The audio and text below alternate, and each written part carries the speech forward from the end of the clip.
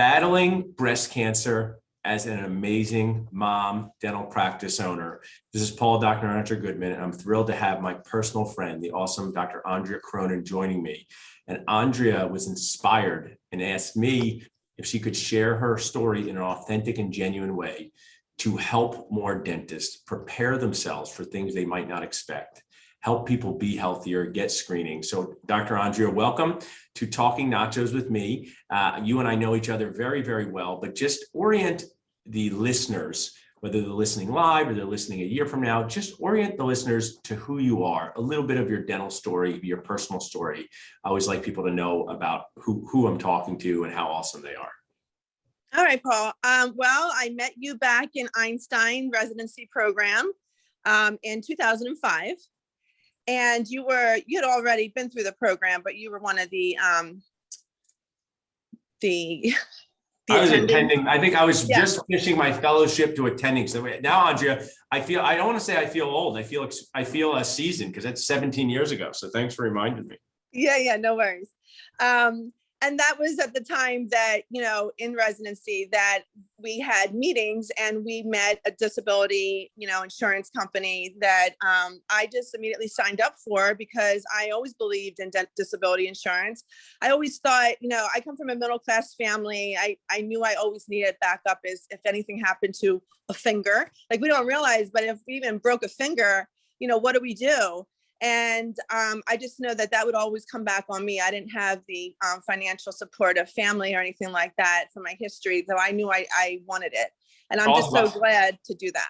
I don't know if you remember, Andrea, I still do this with the residents now. I talk about RTTs, remember these things, and I had you guys write things down for later. And what you're sharing already is such value. So one of the RTTs, or the golden notches you shared is the importance of getting disability insurance as early as possible. We're going to talk more about how that grows with you. But number one, RTT, the importance of getting disability insurance as early as possible. And if we just pause for a moment, just share, dentistry and the debt to become a dentist has changed dramatically since we graduated from dental school. But the thought of, should I do a GPR or not? Should I go right to practice? Where did you find the benefits of doing a GPR?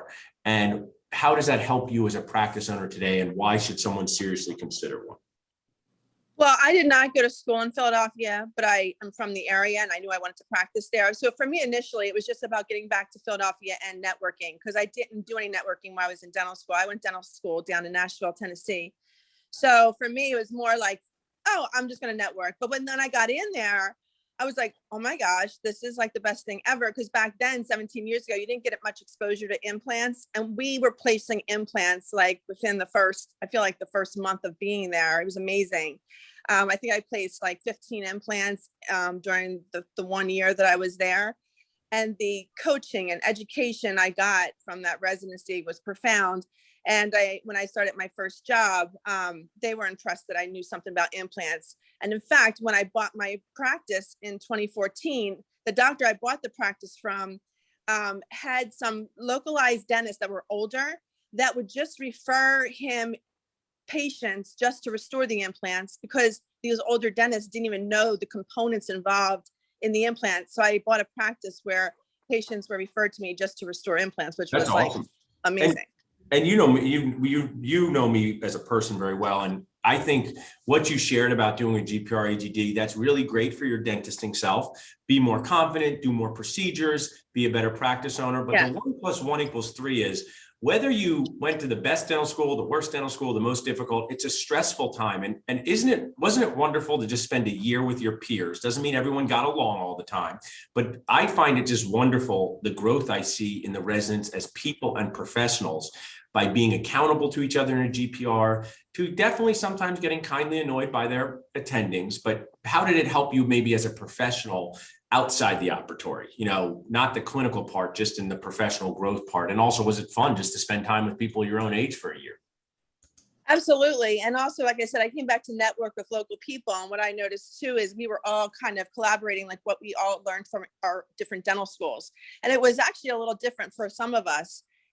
Just like the little extras that some of us got. Some of us got more endo exposure, some who didn't get any. Like I had rotary taught to me in dental school 17 years ago because it was such a small school I went to, where some people in the larger schools didn't even get exposure to rotary endo.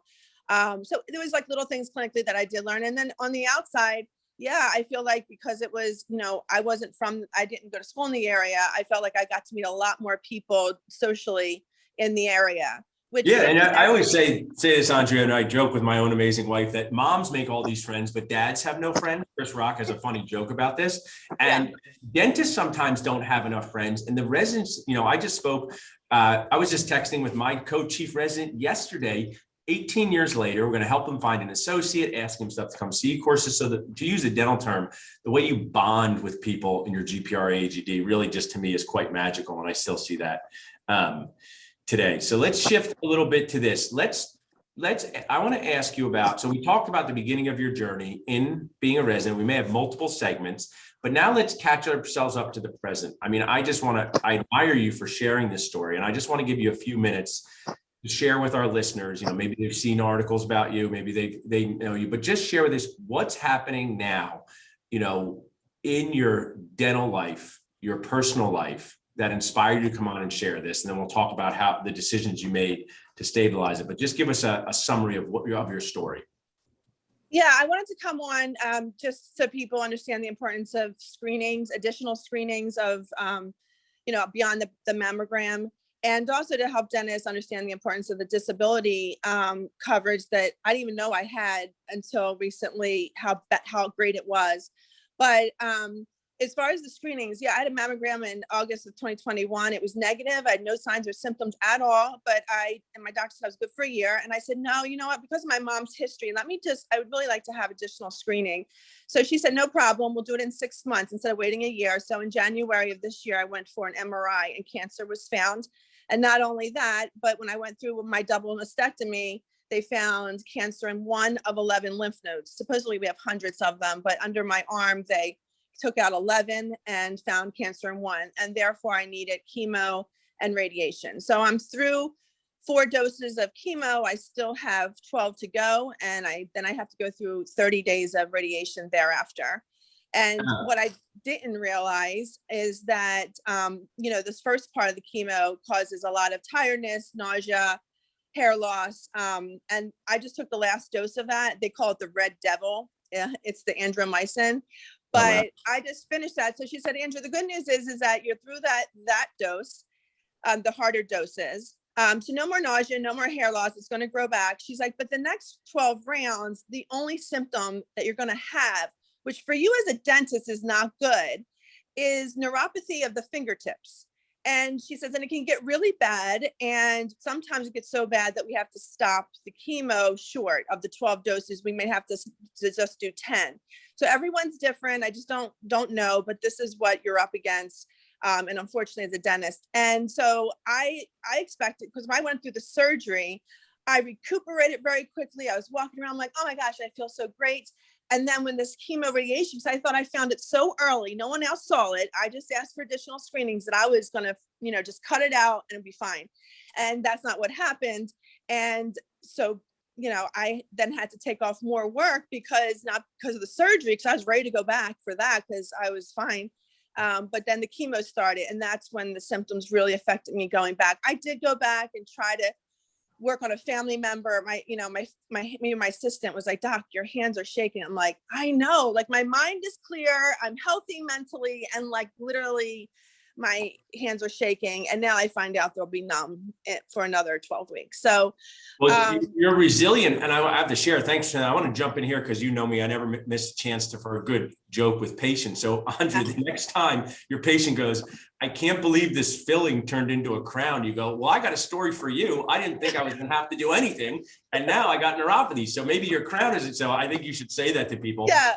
But actually, if I could just pause for a minute and talk about this as healthcare providers, oftentimes our patients put so much pressure on us for saying, are we going to do 1, 2, 3, A, B, C, 2 implants, 3 implants? And you're just a living example here of how treatment plans change, but it's so that you can get the best possible result. So you can be as healthy as possible. And your doctors don't always have a crystal ball because nobody has that. And I find as a dentist, sometimes that's a really tough thing because we have on all of our treatment plans, this is subject to change. We may be, interject with, you might need something else, but you're living it as a patient, and it's likely frustrating, but also something that you just need to be aware of because your doctors are on your side trying to do the best thing possible.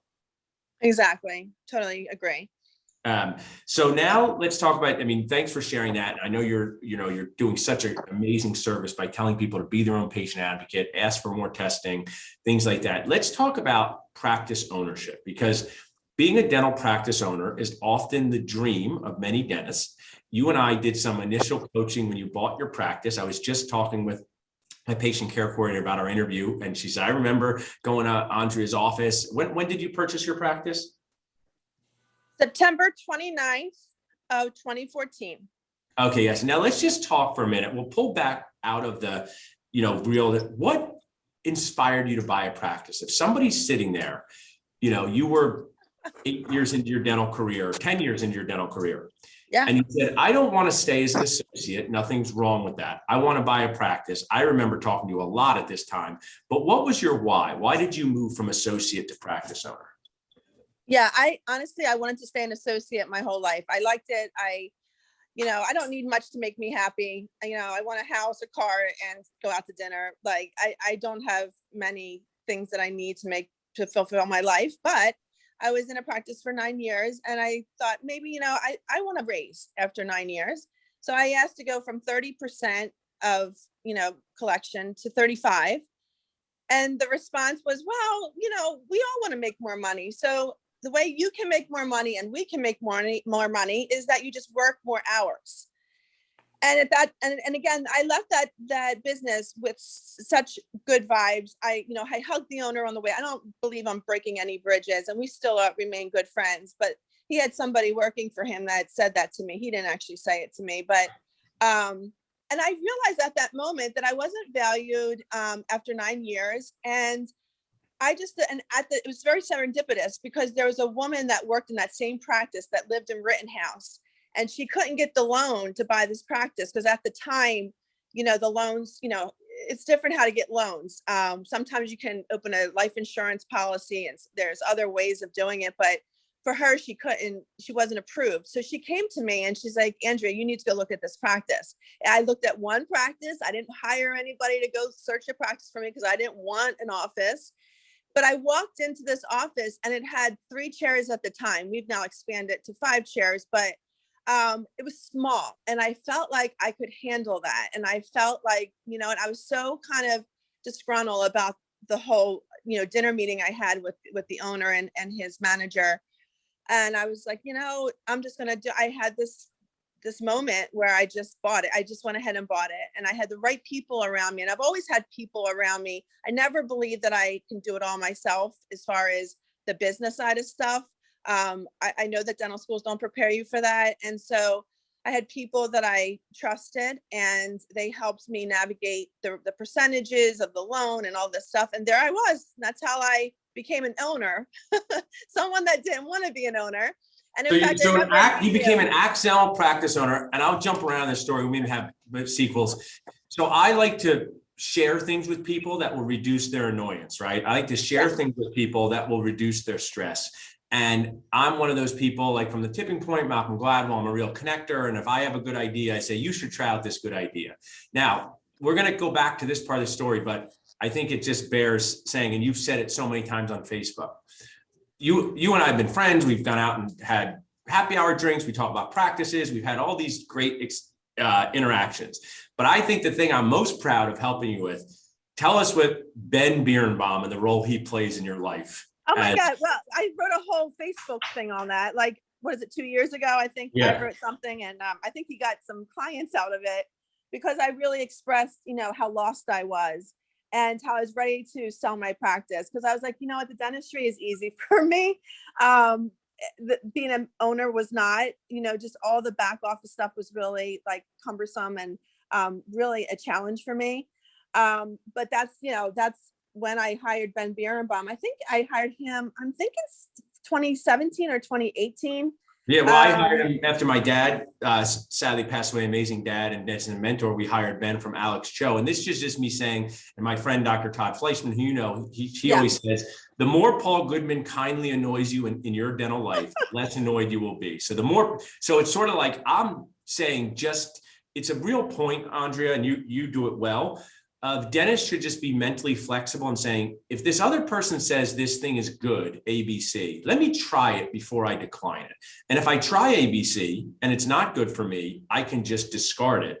But if I don't try these things, I might never grow. I might always be stressed.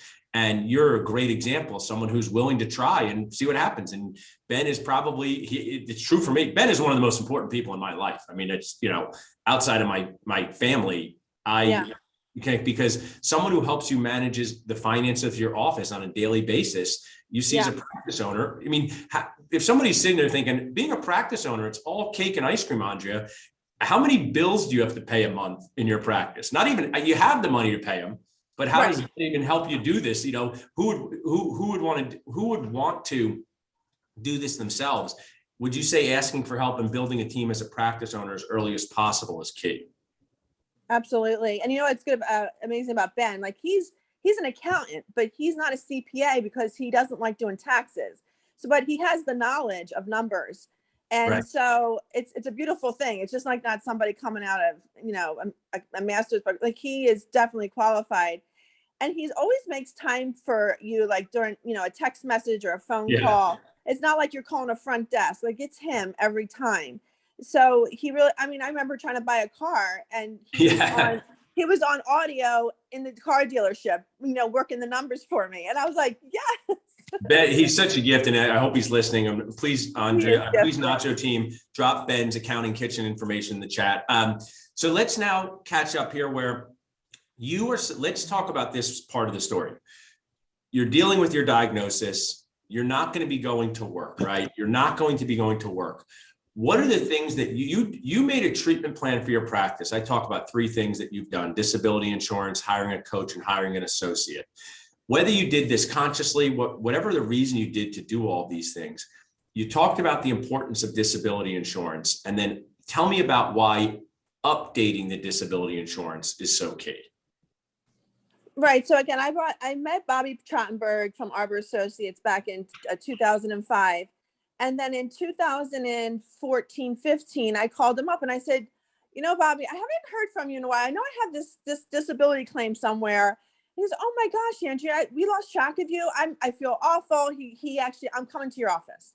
So he comes to my office and he sits with me and he brings out like this whole spreadsheet of every insurance. Like I really enjoy working with people that are going to teach me. I just don't want you to call me on the phone and try to sell me something. So the people like Ben, yourself, Bobby Trottenberg, Fortune Management, who I'll mention, they've all took the time to say, even though my web guy, they teach me how to do things myself, just like our specialists, right? Our specialists, endo, perio, they want you to do the work that you're comfortable with, and they only want you to refer them things you're not comfortable with. I feel these people that surround me, they want to teach me something, to do some things on my own, but yet they're there for me when I need them. So I love that. And that's what Bobby did. He came in and he literally this thing fanned out like the length of my desk. And he was like, okay, so here's all the insurance companies and this is what each one offers. And then he explained to me how there's additional clauses that can be added to these claims. And the one that I purchased was the one that said, if you get injured or sick, you can still work and get paid. I was like, oh, count me in, because I've always wanted to teach. And so I was like, well, if anything ever happened to me, I could still teach, but then still get paid my disability. So that was. So what's key there, Andrea, I just want to interject is we're all people and we all have resistance to doing things. So he was sort of like, do this thing, pay a little more. And you weren't so sure if it was worth it or not, but you're really, really glad you did it because it became amazingly worth it now. Right. So I had like a health exam, but thereafter, after 2015, they kept sending me letters that said, time for increase. Would you like to accept? I would always accept, to the point where I was paying $780 a month for this disability.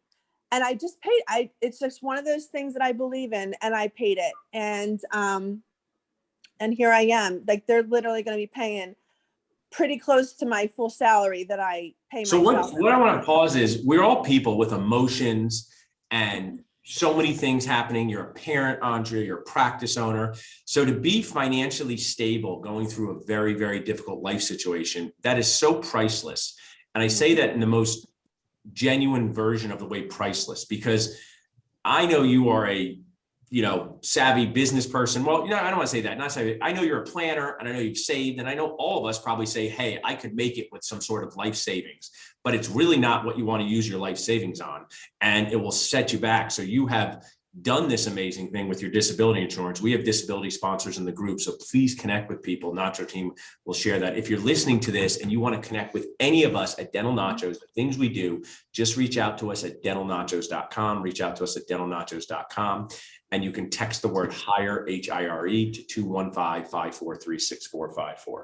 So that brings me to my next thing, Andrea. I'm always into dentists working together. I believe that, I work with 8 dentists. I think it's more fun. You might make a little less money, but it's more fun. And you have someone to rely on. Now let's talk about your other decision. You hired an associate. Tell us about how hiring an associate has set you up for success in this moment, but also prior to this moment.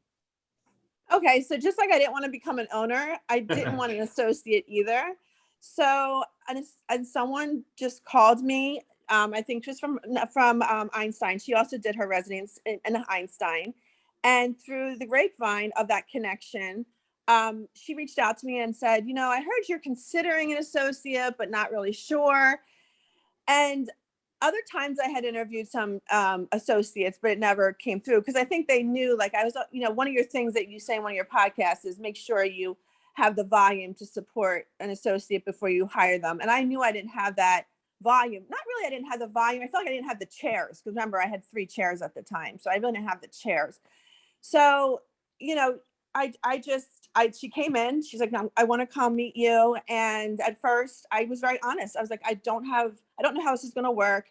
And what I want to share, Andrea, I'm just going to interject. I don't say that having the volume is for a need-based associate, but you are a want-based associate. I say, is your associate a car or a boat? A car is a need, a boat's a want. And it's totally cool to buy a boat, but you knew that this was going to be something that was likely going to be initially a cost to the practice. Your mindset was in the right place. You wanted someone to help you. You didn't expect that hiring an associate was going to double your profit. So I just think you did it the right way. And I want to just add context that there's 2 types of associates: a true need full-time, or a want to decrease stress. But now you go back to the story, but I just want to give you a compliment on your mindset there.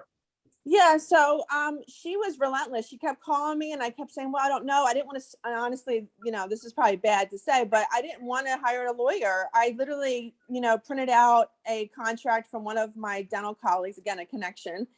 And I just signed in. I go, I don't even care about restrictive covenants because there's so many dentists in this area. Like if you want to go down the street, I was confident in my practice. I know I deliver a special experience at my office. I mean, we can all say that, but I didn't have any fear with that. But anyway, so I said, come on. And as she was on though, she realized she wasn't making the money she wanted to make. And I even said to her, I was always very transparent, like I am with my patients. I was like, listen, if you need to go find a part-time job, because her dentistry, by the way, she might've been young, right out of residency. But she was trained in Einstein on the Trios machine, which I had just gotten at the time. And the Trios machine is amazing because it sends you text messages on my cell phone when I wasn't there of her work once it's scanned. So on my cell phone, I could like literally look at her crown preps. And I'm like, wait, this is something special here because coming right out of residency, like you don't usually see someone can prep a tooth like this. And her speed was like on point. I was like, wait, this is really good. But at the same time, I just wasn't knowing what my practice could give to her. I was expanding. It was in the plan, but it wasn't happening immediately. But she said, no, I'm staying. I'm not getting another job. I'm going to suck it up and I love your team. And that's another thing. I just want my team interviews anybody I interview. So they always walk around with them because 2 people that I liked previously that I was considering, when she was with my team, she was on her cell phone, texting your kids, texting this, and they're like, Doc, she was on her phone the whole time. Whereas the associate I hired, she had a notebook in her hand the whole time. That's key. And I want to say, Andrea, that, I know your associate, she's awesome. Salome, loved working with her at Einstein, and hiring an Yeah. associate is such a big passion of mine. And I was helping people with this well before we started Yes. Dentist Job Connect, because I wanted dentists to work together, to feel better, to learn from each other. And you have this most perfect scenario, because you have a young dentist who's inspired to learn. You have a medium-aged dentist like you who wants to teach people, and you're both getting wins from each other. You may get time off from the office. You may get not even to see as many patients. She gets the opportunity to inside of a practice that's doing things the right way. So at Dentist Job Connect, if anybody wants to learn how to reach out to associates or find a job, just text hire to 215-543-6454. It'll help you, or visit dentistjobconnect.com.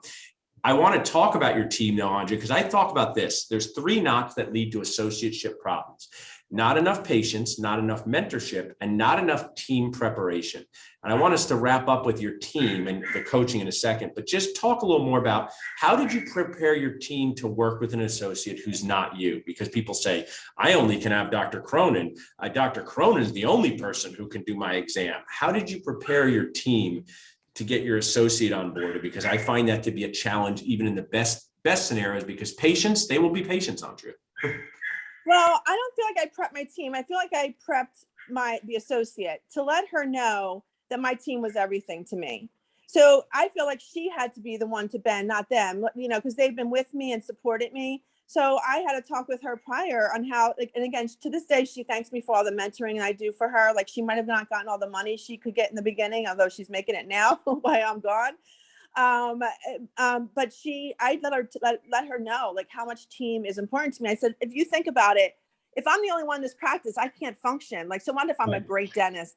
I'm nothing without them, and they're nothing without me. It's totally a team thing. So she learned very quickly to respect them, and like, she started taking them out to lunch on her own dime, even though she wasn't even making that much money. Or sometimes she would take them out and they would all pay for themselves. But that's an awesome story. And I say this, Andrea, and you and I are medium age, mid 40s people. And I know sometimes younger dentists don't believe this, but I just say it in the most authentic way. The most important thing at your first jobs out of dental school and residencies is the morale, not the money. It's the morale, not the money. So making $236,000 a year, but feeling stressed and not having support, it's better to make $146,000 a year and have morale. Pick your own treatment plan. I'm not judging anyone for these decisions. I'm just sharing that morale is so important early in your career. Absolutely. Money does not make up for bad morale, just not in life, not in general, but especially with that. I want to make sure, Andrea, where you've shared so much value with us, I want us to kind of have a 5-minute end check-in here. You're doing great. Is there anything else that we missed talking about? I know you want to share a little bit about the coaching program that you started, because you didn't want to do coaching either, but you shared something great, that your coaches were sort of like, Andrea, you created this great thing. We're just going to help you, get it going in the right direction. Or tell us why hiring a coach was so valuable.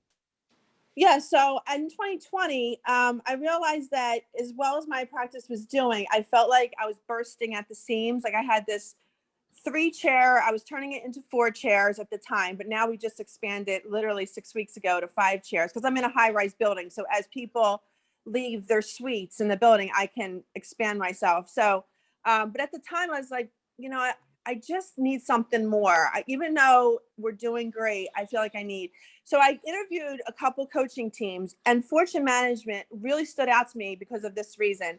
Every coaching team asked me to sign a year contract for a certain amount of money per month. And coaching is not cheap. I mean, it can go from $2,500 to $3,000 a month.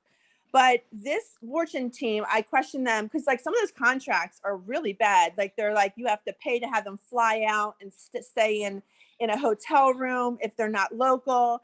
So Fortune Management, first of all, they had local people in Philly, so I didn't have to worry about flying people anywhere. And second of all, they were like, oh, contracts? We don't do contracts, because Andrea, if we're not right for you, then we don't want to be there. We want this relationship to work for both of us. So there's no contract, which I love. You want to know what, something I'll say something, Andrea, just jump in for a minute and we can spend a few more 5 minutes. So I do a lot of different jobs now. I'm a broker, I'm a dentist, I'm a speaker. I love all of this stuff. But I mean, I was just in my office on Monday and I was making treatment plans for people for very large cases, right? Which is cool, right? Some of them are $50,000, some are $5,000.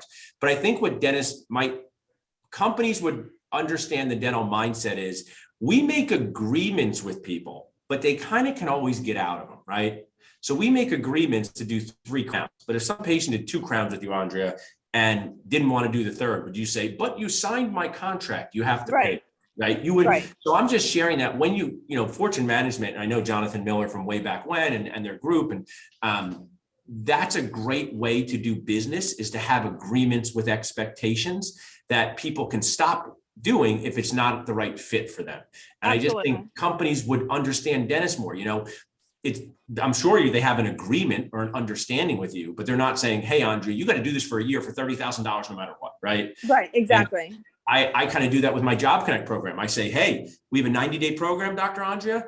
You want another associate? We're going to advertise you for 90 days. This is the cost. At the end of 90 days, you can renew, you can leave us, you decide. And I think dentists really appreciate that style of business. Absolutely. But go back to your story. I just wanted to say, so you reach out to Fortune Management, you like their style. How did your team adapt? There was two topics that really caught my eye. The one was from the financial side. Mark Murphy is a guy that will basically, his whole focus is financial freedom. And when you go to one of their seminars, it's not culture, it's not like a cult. It's not like that. It's very different. And they believe in not selling to corporate dentistry. They teach you how to be like, wait, when you're ready to retire, what makes you think you can't just walk out of that office and still have that business and still get some income out of it? And it seems so foreign, right? But that happened to me when I got cancer, because I had to walk out of that business. And we all think, oh my gosh, I'm the main name on the door. Like, if I leave, this will falter. I left and it didn't falter. I told my patients exactly what was going on. They all were so supportive. I've gotten tons of emails, handwritten cards. My house filled up like a funeral parlor with flowers. I can't tell you, by being transparent with my patients, they said to me, you've always been transparent about your dentistry. Like, if I don't like something, like, there's an open margin, I don't like it, I'm not going to insert this today. I explain things to them. I tell them the quality of the labs that I use. I don't send it overseas. Like, I really explain the details that are important to me. And they said, we always knew you were transparent, but for you to be transparent, your cancer just reaffirms how you are with your dentistry. So it became this, all this positive things out of this negative situation I was dealing with. So first, that was the first decision I made, was to tell my patients, write a letter. And I was just very transparent. I update them every month. And then the second decision I made, the day before my surgery and my double mastectomy, I called in the 3 people that have been there with me the longest: my associate, my manager, and my dental assistant who's been with me for 8 years now. And I said, all 3 of you are now the leaders, because Fortune Management also teaches you that you must be a leader leading leaders. There's a culture that they believe in, that they gave you this scenario. Like, if all your employees come into your office with this monkey on their back, which is the problem, and they're trying to give you their monkey, symbolizing a problem. Well, you're not a zookeeper. You don't want their monkeys. You have to empower them to make decisions on their own and not be afraid to give them that power. Like, if your front desk girl wants to write off $200 and not even ask you, how much is really $200 going to hurt you in the long run? But it's empowering them and giving them a voice and to take care of a problem without coming back with their monkey all the time and overwhelming you, because that's what I was doing wrong. I was trying to solve everybody's problem, and I had a list of problems to deal with, and I was never getting to all the problems. So you feel like a firefighter who's just constantly putting out fires, and it never being able to move forward. So the beautiful thing about what they taught me actually came to fruition. I had to walk out of there, and not only has my office survived, but it's thrived, because we do a bonus program, and my team has bonused every month since I've been out. I mean, that's amazing. I mean, that's a new bonus program that I started just this year. So it started in January, right before I found out about my cancer. And it really motivates them. And I'm realizing, wait, I can bonus them. I can pay all my bills, and I'm not even there. Like, how is this possible? But my coaches made me realize that I set something up, which is my team. Like, I really always have given back to my team. I buy them lunch every Thursday. I give them 401k plan. Now I'm doing the bonus program. I used to do profit sharing, but we transitioned it into the bonus program because we realized when you do profit sharing, it's like they can't touch that money. And what Fortune has taught me, he's like, Andrea, you can give all the money in the world, direct deposit. He's like, but if you bring in a staff member into your room and you lay out $100 bill cash in their hand, that is going to be more valued by them than something they can't see. Totally. So I also do a cash wheel on our meetings that they spin the wheel and they get so excited for it. And the cash wheel is the reward for reviews. Like, if we, and that's just, anything we do fun, because I always say being a dental practice owner is like running a circus where the animals don't try to eat you, just sometimes slowly annoy you to death. And we need to be authentic about the awesomeness and annoyingness of owning a practice, because that happened to me on Monday. And we need to make it as fun as possible for the people who help us run the circus, right? And that's our team. Make things fun, whether it's, Starbucks cards for reviews, things like that. I want to wrap us up, Andrea, with a couple things. If someone was listening to this and they wanted to reach out to you, what would be the best way for them to reach out to you? Through your website, an email? If only 2 people want to reach out to me, they can call me, but I don't know how many people want to talk You never to me. know what this, it could go viral. I don't know what that means, Andrea. What's just to give us a generic, a fundamental email or website? It's just dr.cronin@icloud.com. Perfect. Dr.Cronin @icloud.com. You can reach out to us at dentalnachos.com or dentistjobconnect.com. One of the things I like to add is I'm so impressed by Andrea, because this morning when I was getting the dog out and I'm getting my 3-year-old to her last day of school, I see Andrea Cronin comments on Facebook, I need this video. What was the video that I did? And I sent it to you. What made you, I'm actually totally curious. What did you like about this video that I just did? Because I'm impressed that you're always trying to make things better, even when you're home. Supposed to be taking care of yourself. What was it about that video that you found that you think would be helpful that I made? Yeah, and I don't know if you noticed, but that was like 4 a.m. this morning because I'm on steroids. Right, I'm on steroids right now, and it's like thrown off my sleep schedule. It's bad. But anyway, early on in residency program when you would lecture, it was all about talking to your patients like a friend and mentioning normal things. I remember you talking about a couple scenarios where you would like label, an implant, a titanium root versus, calling it an implant, or remember the cordless phone and yes, for sure. I remember that. and the corded phone. So I just happened upon the video, and I feel like my team does do that. By the way, we talk to them in very layman terms, but there was a couple terms in there that we don't use. So I'm always about learning, learning more. And so I was like, oh, wow, I like that there's a couple of things, like just to ask the patient, well, how can I make you happier versus what's your chief complaint? Yeah, right. That's what I always say. And, that's been working so well for me. I'll share. So I do these right now, Andrea, I'm there at my office on Monday, sometimes other days, but I do a lot of the large consults that come in from our marketing. And those are very emotionally laden conversations because people need all their teeth removed or would benefit from that. So I was just walking in saying, hey, I'm Dr. Paul. So glad you came in. What can I do to make you happier? And then I pause because people laugh because they don't think of happiness at the dentist, but it just reframes the entire energy in the room with just a little more positivity. So I love that. And we're going to be doing a course in Philadelphia with the awesome Dr. Todd Fleischman on fee-for-service dream teams, Dr. Travis Campbell on de-annoyifying yourself with insurance, and me on verbal scripting this fall. If anyone would like to join that, you can visit dentalnachos.com or text the word Travis to 215-543-6454. Well, Andrea, this was the greatest way to start my day. I can't wait. Can I just mention one more? Sure. If you don't mind? Go ahead. So a company that's a part of Fortune Management, it's called Hygiene Mastery. And these are the 2 women that's local to Philadelphia that have really helped me. In fact, my hygienist left in January. She went into teaching at the hygiene school. So she left on good terms, but I need a full-time hygienist. And as you know, it's very difficult finding a hygienist right now. And the local 2 girls, Shannon Richowski and Stephanie Coyle, they're a part of Hygiene Mastery, which is also a part of Fortune Management. It's just a subset. And they came in and got me a hygienist within 4 weeks. And I think because they're so well-spoken and their belief is, it's not just the interviewee selling themselves, but we as dentists need to sell our practice. Like we need to let them think like, what's different about us here? that makes them want to come be a part of our team. Oh, totally. So- I love this concept. We can spend in 1 minute because I just Yeah. had Studio 88, which is one of my sponsors. They're Yeah. doing an amazing website for me and my brother. Now you're thinking, Paul Goodman and his brother, well, of course, we're always trying to get better, but we're 39 and 44. We got a good website. Why do we need Yeah. a new website? But here's Yeah. the reason. I want it to be for patients, and I love implants, but more importantly, the pandemic has taught me, it's so important to show your culture to prospective new team members. So it's just really great. And please share them in the Facebook Live. I'll tag you who they are, and maybe they even come to some of our Philly events, and you can come, when you're feeling better. So I think that's awesome. You gave them a Thank shout.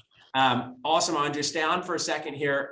The Nacho Facebook Live crew, thanks for listening with us. We're going to have more with Dr. Cronin, but you're just the awesome Andrea, and I really appreciate it. Thanks, Paul.